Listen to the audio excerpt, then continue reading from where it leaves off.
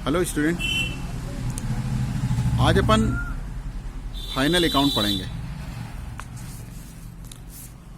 Final account में सबसे पहले जो हमने अभी आपको इसके पहले पढ़ाया था, कैश बुक पढ़ाई थी, ट्रायल बैलेंस पढ़ाया था। इसके बाद अब हमारा आता है फाइनल अकाउंट। फाइनल अकाउंट में प्रत्येक जो फर्म होती है तो उसके फाइनल एक अकाउंट बनाया जाता है। इसमें ट्रेडिंग अकाउंट होता है, फिर प्रॉफिट एंड लॉस अकाउंट होता है, उसके बाद बैलेंस शीट होती है। फाइनल अकाउंट बनाना तैयार करने के कई कारण होते हैं। पहला तो होता है हमारा ट्रेडिंग अकाउंट।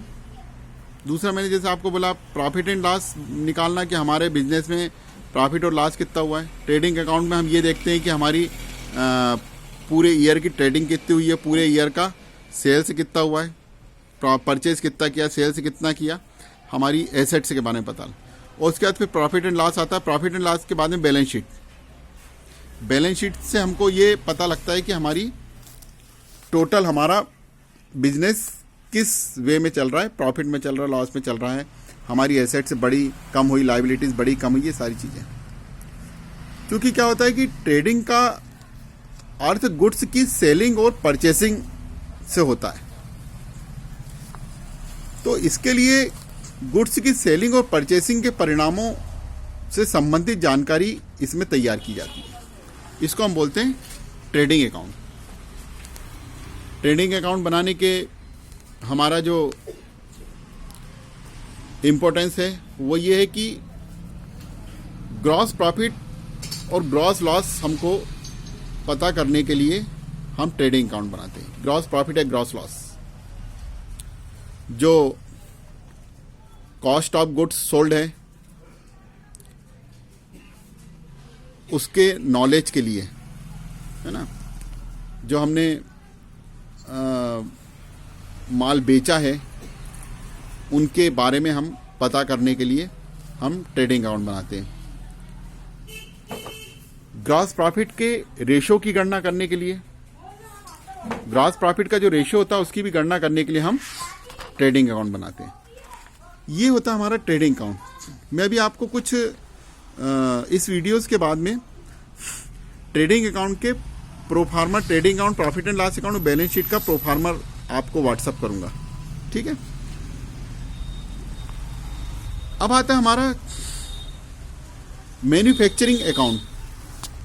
मैन्युफैक्चरिंग से हमारा आशय होता है कि बिजनेस की फर्म जो तैयार करती है, जो माल मैन्युफैक्चर करती है, प्रोडक्ट करती है, चाहे वो ईंट हो, कोयला हो, सूत के हो, कपड़ा हो, क्लॉथ हो, तो ये जो मटेरियल होता है, जो हम परचेस करते हैं, जो रॉ मटेरियल हम परचेस करते हैं, और फिनिश गुड्स में हम उसको ट्रांसफर करते हैं। मतलब हम रॉ मटेरियल परचेस करते हैं और उसको फिनिश गुड्स में तैयार करते हैं। जब हम रॉ मटेरियल परचेस करते हैं और उसको फिनिश गुड्स में हम बनाते हैं, उसको प्रोडक्शन करते हैं, तो उस प्रोडक्शन के समय हमें जो एक्सपेंसेस होते हैं, प्रोडक्शन करते समय हमें जो एक्सपेंसेस होते हैं, जैसे water charges, electricity charges, gas charges, fuel, तो ये सारे हमारे मैन्युफैक्चरिंग एक्सपेंसेस हैं। और ये सारे मैन्युफैक्चरिंग एक्सपेंसेस जो हैं ये हमें ट्रेडिंग अकाउंट में लिखना है।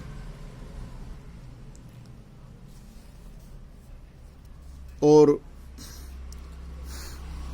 इसके बाद आता है हमारा profit and loss. Profit and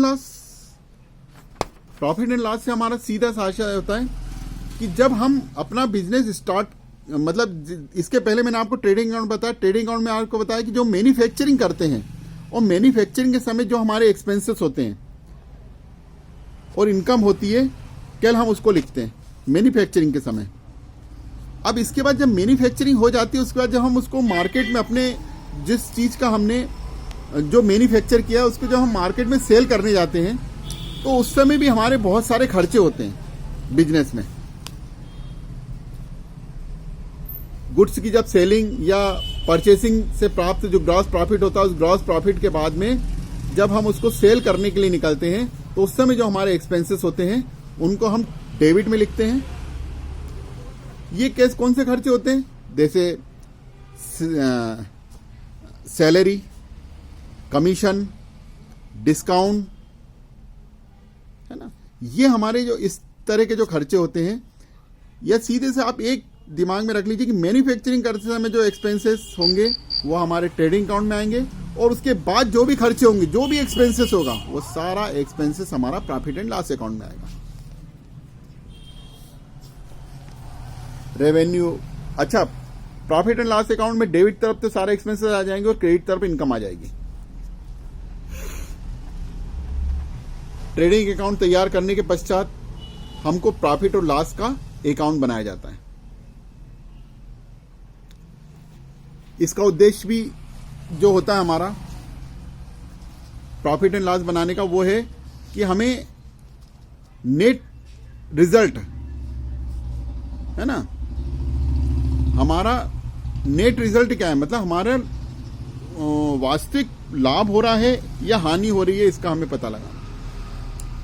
indirect expenses जो होते हैं, डायरेक्ट एक्सपेंसेस हमारे ट्रेडिंग अकाउंट में आ गए, और इनडायरेक्ट एक्सपेंसेस जो है हमारे, वो सारे हमारे प्रॉफिट एंड लॉस अकाउंट में आ जाते हैं। उनकी हमको जानकारी हो जाती है। इनडायरेक्ट इनकम भी होती है हमारी। इनडायरेक्ट इनकम कैसे? जैसे रेंट दोनों तरह का है। हो सकता है हमने हमारे बिजनेस में कोई दुकान हमने किसी को किराए पे दे रखी हो, तो उसका हमको रेंट प्राप्त हो रहा है। कमीशन भी हमको प्राप्त होता है, कमीशन दिया भी जाता है, कमीशन प्राप्त भी किया जाता है। तो अगर हमने दे रहे हैं, हम एक्सपेंसेस कर रहे हैं, तो हम डेबिट साइड लिख देंगे प्रॉफिट एंड लॉस में, और अगर हमको प्राप्त हो रहा है, रिसीव हो रहा है, तो हम उसको क्रेडिट साइड लिख देंगे। कैपिटल की जो भी इंक्रीज या डिक्रीज जो भी है, उसको हमको प्रॉफिट एंड लॉस अकाउंट में हम लिखते हैं, और उससे हमको पता लगता है। जो हमारा प्रॉफिट हो रहा है उसका हम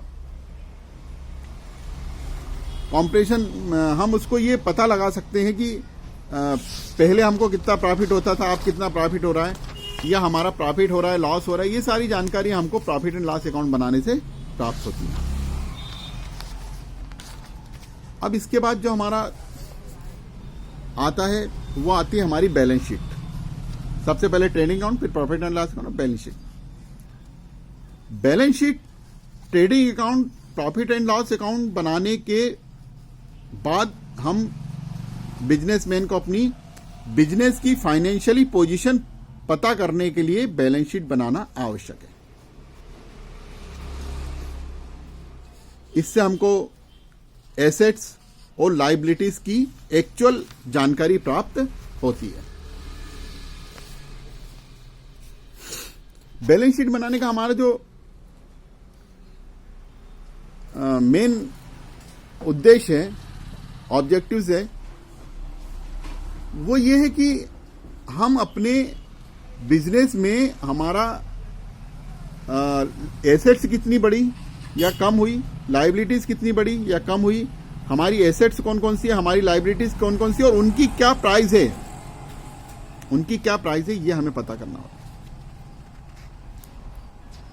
उसके बाद हम बैलेंस शीट की हमको पोजीशन से हमारे कितने लोगों से हमने लोन ले रखा है, कितने लोगों का लोन चुकाना है हमें, कितने लोगों को हमने जो पेमेंट किया था उनसे हमें कितने रुपए प्राप्त होने वाली, ये सारी चीजें हम निकालते हैं। ये सारी चीजें हमें बैलेंस शीट बनाने पर पता पड़ती है। हमें प्रोप्राइटर रेशो की जानकारी प्राप्त होती है। जो भी हमारे बैलेंस शीट से हमें करेंट लायबिलिटीज और करेंट एसेट्स की एक्चुअल स्थिति पता लगती है।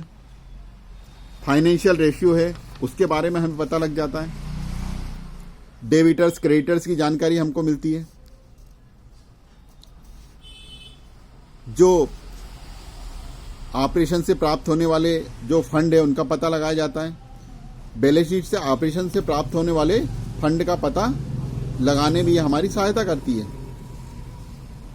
फर्म की जो ऑपरेटिंग इनफिशियस दर्शाती है। ऑपरेशन से प्राप्त जो फंड्स में हमको जो नॉन ऑपरेटिंग या नॉन ऑपरेटिंग इनकम जो होती है उसको हम इसमें शामिल नहीं होती। बैलेंस शीट की कुछ सीमाएं होती हैं, है ना। ये एक डाटा पर आधारित होती है और बैलेंस शीट मेन हम अपने पूरे बिजनेस की साल में एक बार जब बनाते हैं तो हमें ये पता लगता है कि हमारा बिजनेस किस दिशा में जा रहा है, कितना प्रॉफिट हो रहा है, क्या लॉस हो रहा है। ये सारी जानकारी हमको उससे प्राप्त होती है। आपको मैं कुछ फोटोज खींच के भेजूंगा, उनको आप तैयार कर लीजिएगा, है ना। ये जो डिफरेंस है, जैसे प्रॉफिट एंड लॉस और बैलेंस शीट में डिफरेंस, उसके बाद ट्रायल बैलेंस और बैलेंस शीट में डिफरेंस, तो ये मैं आपको कुछ भेजूंगा, इनको आप अच्छी तरह से याद कर लीजिएगा। जो मैंने अभी आपको समझाया है उसके बाद इनका डिफरेंस है ना। तो उसका आप, मैं जो फोटो खींच के भेजूंगा उसको आप देख लीजिएगा। अब एक आती है बैलेंस शीट जब हम बनाते हैं, उसके बाद हमारा आता है adjustment, meaning and objectives of adjustment. Adjustment का अर्थ क्या होता है कि बिजनेस जो एक कंटिन्यू चलने वाली प्रोसेस है। बिजनेस कभी भी रुकता नहीं है। हमारा एक ऑब्जेक्टिव पूरा होता है, हम सेकंड में चले जाते हैं। बिजनेस एक कंटिन्यू चलने वाली प्रोसेस है। तो जब हम नियमित रूप से कंटिन्यू हम और लंबे समय तक, लॉन्ग टर्म तक ये इसका ट्रांजैक्शन होता रहता है। इसमें क्या होता है, कभी कभी ईयर के एंडिंग में, फाइनल अकाउंट बनाते समय ईयर के एंडिंग में कुछ चीजें हमारी, या तो हमने कोई एडवांस दे दी, है ना। कई बार क्या होता है कि हम बिजनेस में, जैसे किसी को हमने एडवांस में पैसा दे दिया कि भाई आप हमको माल भिजवा देना, हमने एडवांस में दे दिया। अब ईयर एंडिंग में जब हमने बैलेंस शीट बनाई, तब तक हमारे पास वो माल प्राप्त नहीं हुआ था। तो ये जो इस तरह के एडजस्टमेंट होते हैं, या ये समझ लीजिए किसी व्यक्ति ने हमको एडवांस में दे दिया मैन्युफैक्चरिंग के लिए कि आप ये हमको बना के हमको माल सेल कर दीजिएगा। अब ईयर एंडिंग तक हम उस माल को सेल नहीं कर सके। ईयर एंडिंग में एंड टाइम पर ही उसने हमको पेमेंट दिया, पैसा तो आ गया लेकिन हम सर्विस नहीं प्रोवाइड कर पाए। अब हमको क्या करना है, हमें ये सारी चीजों को एडजस्ट करना पड़ता है फाइनल अकाउंट में। तो इसको हम बोलते हैं एडजस्टमेंट। एडजस्टमेंट के जो ऑब्जेक्टिव्स होते हैं वो है कि प्रॉफिट एंड लॉस और अकाउंट में पूरी इनकम को शामिल करने हेतु एडजस्टमेंट करने का उद्देश्य उस वर्ष से संबंधित समस्त जितनी भी इनकम है और गेन से उन सबको हमको शामिल करना है।